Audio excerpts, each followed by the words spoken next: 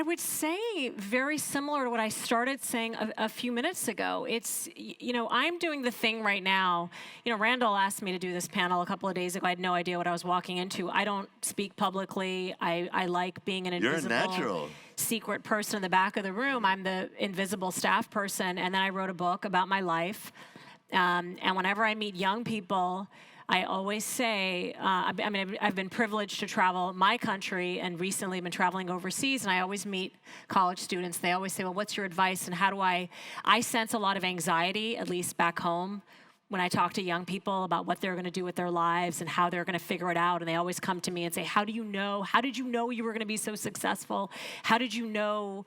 And I always say, I had no idea. I just, I was never the best, the brightest, the smartest, the prettiest, anything.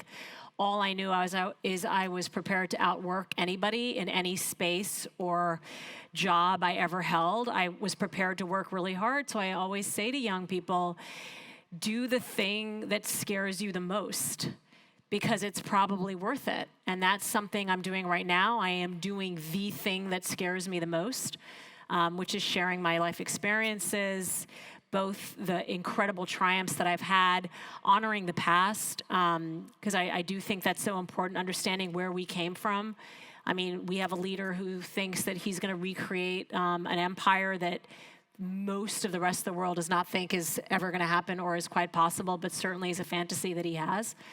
And I'm really excited about the possibilities of our this globally interconnected world, and I've decided I choose to be defiantly optimistic. I think it is the only way forward, and so I'm happy to be defiantly optimistic with all of you in this conference the next couple of days.